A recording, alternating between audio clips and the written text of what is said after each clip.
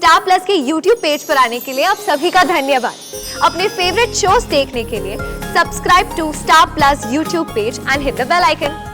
देखिए, मैं आपके जज्बात को समझता हूँ, उनकी कदर करता हूँ मैं। नहीं वीरेन, तुम्हें नहीं पता इतने साल हमने कैसे बिताए हैं। बाहर से हमने इस बात का किसी को एहसास तक नहीं होने दिया, लेकिन अंदर ही अंदर हम घुट घुट कर जीते रहे।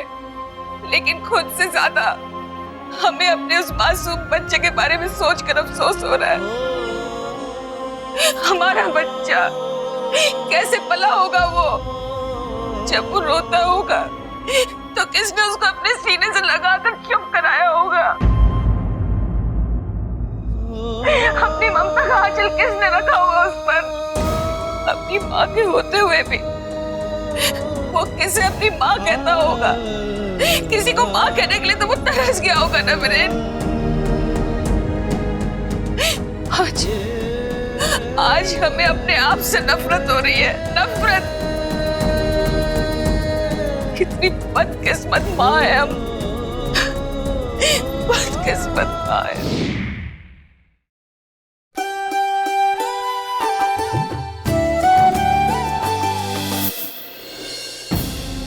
माँ देखिए, अगर आप बड़ी माँ के अतीत के बारे में कुछ भी जानती तो आज आपको हमें सच बताना ही होगा।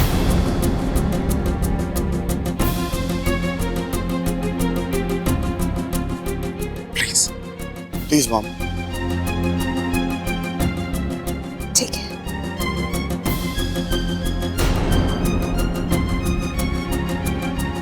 ये बात उस समय की है जब मैं शादी करके इस घर में नई नई आई थी। उस समय स्वामिनी दीदी की उम्र कुछ 20 साल की रही होगी। उन्हें ताऊजी के चार्टर्ड अकाउंटेंट केशव से प्यार हो गया।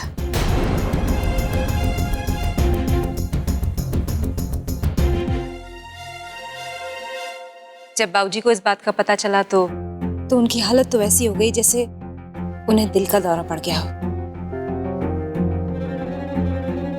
बस किसी तरह उन्होंने अपने आप को संभाला। दीदी की शादी चीफ मिनिस्टर के बेटे के साथ करना चाहते थे, लेकिन दीदी ने उनकी मर्जी के खिलाफ घर से भागकर शादी कर ली।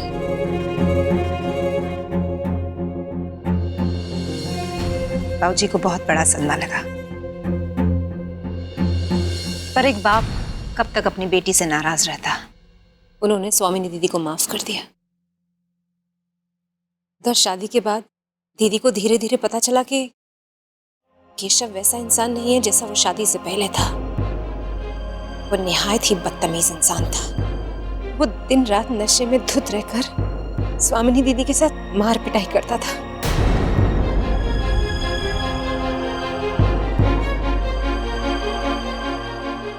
और दीदी सब कुछ सहती रही, किसी से कुछ नहीं कहती थी। कहती भी किस मुंह से? क्योंकि जिनके लिए वो अपना घर परिवार छोड़कर गई थी, वो इंसान उनके साथ जानवर से भी बदतर सलूक करता। लेकिन जब बाबूजी को इस बात का पता चला तो उन्होंने दीदी को लौटने को कहा। लेकिन पता है, वो नहीं लौटी। उन्होंने उस इंसान का साथ नहीं छोड़ा जिससे उन्होंने सच्चा प्यार किया था। और इसी बीच दीदी प्रेग्नेंट हो गई। और जब हॉस्पिटल में दीदी का बच्चा पैदा होने वाला था, उनका पति उन्हें हॉस्पिटल के बेड पर अकेला छोड़कर चले गए।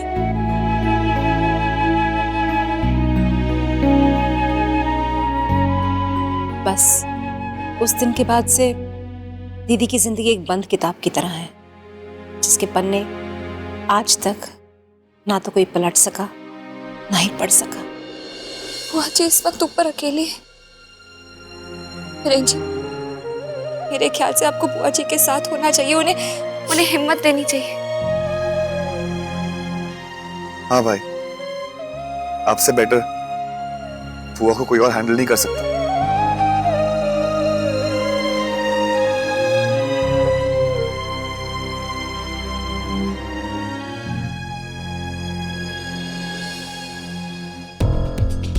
लेकिन मुझे एक बात समझ में नहीं आ रही, तो एक करण शेखावत उनका बेटा कैसे हो सकता है? इस सवाल का जवाब तो सिर्फ बाबूजी दे सकते हैं।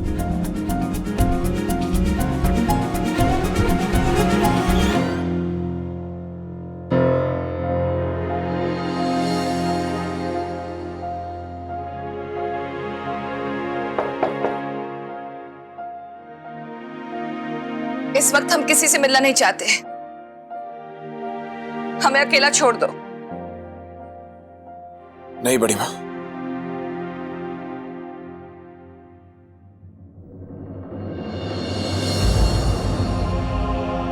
नहीं बड़ी माँ, इतने बड़े सदमे के बाद आप पर क्या बीत रही होगी इस बात का एहसास है मुझे। इतने नाजुक वक्त में मैं आपको तना छोड़ दूं? बड़ी माँ, बचपन से लेकर आज तक हर वक्त आप मेरे साथ रही है, चट्टान की तरह खड़ी हो गई है मेरे साथ। और ऐसी घड़ी में मैं आपको अकेला छोड़ दूं?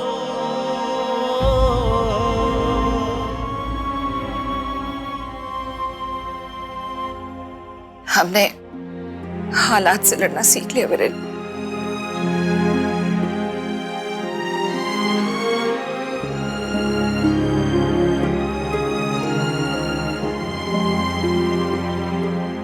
बड़ी माँ, मैं आपसे बस इतना कहना चाहता हूं कि इस नाजुक घड़ी में हम सब आपके साथ हैं, पूरा परिवार आपका। परिवार की बात मत करो वीरेन। अपने से ज्यादा हमने इस परिवार पर भरोसा किया, लेकिन इस परिवार ने हमारे विश्वास को रौंद दिया। झूठ कहा हमसे, खुद हमारे बाबूजी ने इतना बड़ा झूठ कहा हमसे। इस विश्वासघात के लिए हम उन्हें कभी माफ नहीं कर सकते, कभी नहीं।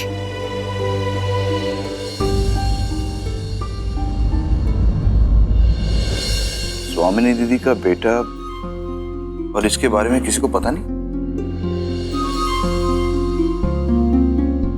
खुद दीदी भी इतने सालों तक यही सोचती रही कि उनका बच्चा मरा हुआ पैदा हुआ है।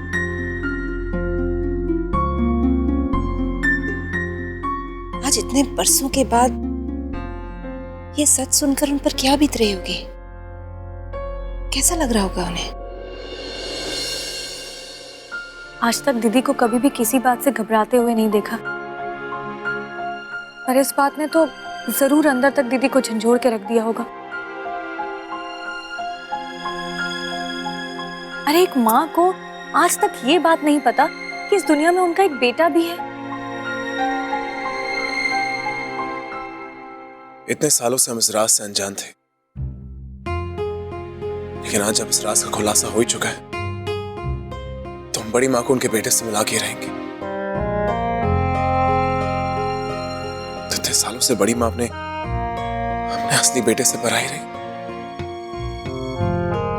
तुम सही कह रहे हो वीरेन, और ये भी तो सोचो, इतने सालों तक जिस तरह स्वामिनी दीदी अपने बेटे से नहीं मिली, उसी तरह करण भी तो कभी अपनी माँ से नहीं मिला। आज माँ को उसके बेटे से और बेटे को उसकी माँ से मिलाने का वक्त आ गया है। जी मैं आपसे वादा करता हूं, मैं बड़ी माँ को उनके बेटे से मिला कर ही रहूंगा।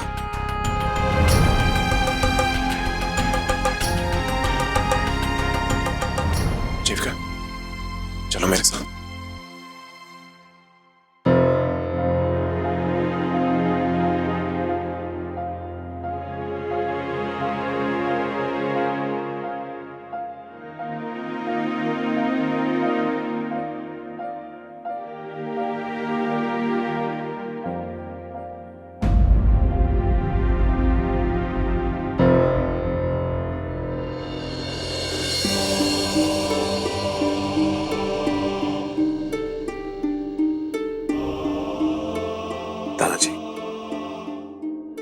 दादाजी प्लीज, अब इतने परेशान मत होइए। कैसे ना हो वीरन, मेरी औलाद मुझ पर से अपना भरोसा खो चुकी है। कहती है कि मुझे माफ नहीं करेगी। मैं जानता हूं बेटा कि स्वामिनी और उसके बच्चे के साथ नाइंसाफी हुई है, लेकिन मैं उन्हें इंसाफ कहां से दिलाऊं? तुम ही बताओ। दादाजी, आप चिंता मत कीजिए, मैं करण को घर लेकर आऊंगा। पहले परमिशन तो ले लो वीरेन।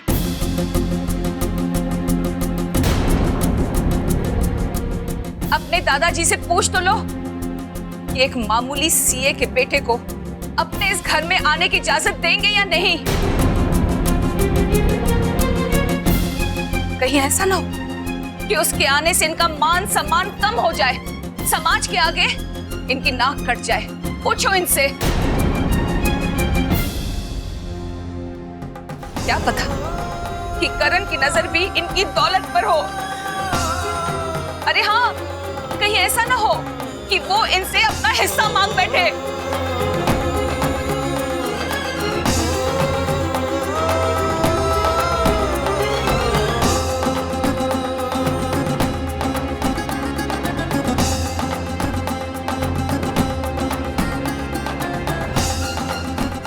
दादाजी,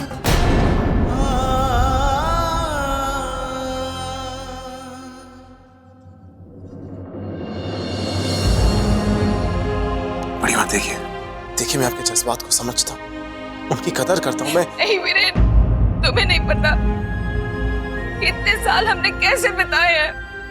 बाहर से हमने इस बात का किसी को एहसास तक नहीं होने दिया, लेकिन अंदर ही अंदर हम घुट घुट कर जीते रहे। लेकिन खुद से ज्यादा हमें अपने उस मासूम बच्चे के बारे में सोचकर अफसोस हो रहा है। हमारा बच्चा कैसे पला होगा वो?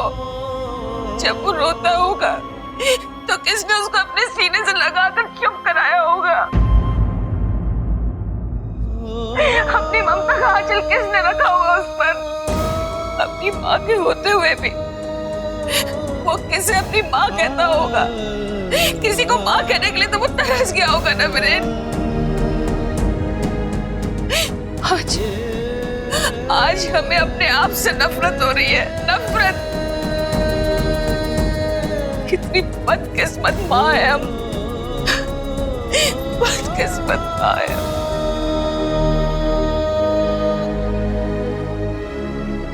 बड़ी माँ आपसे बेहतर माँ और कोई नहीं हो सकती, और ये मुझसे बेहतर और कौन जानता है? अरे आपकी कोख से नहीं जन्मा हूं, लेकिन बेटे की तरह पाला आपने मुझे। बड़ी माँ बहुत खुश नसीब है करण कि उसको आप जैसी माँ मिली। लेकिन वीरेन, हम नहीं जानते कि हमारा बेटा हमें स्वीकार करेगा या नहीं। उसके साथ जो कुछ भी हुआ है उसके लिए वो हमें कभी माफ नहीं करेगा, कभी नहीं।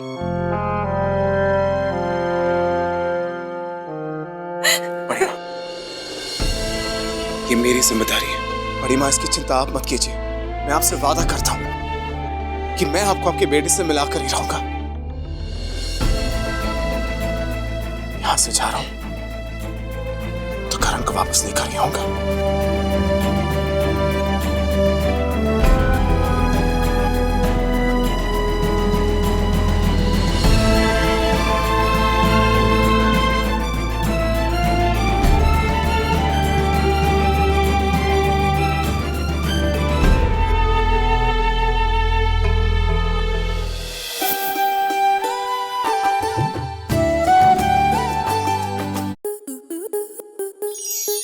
स्टार प्लस के YouTube पेज पर आने के लिए आपका धन्यवाद।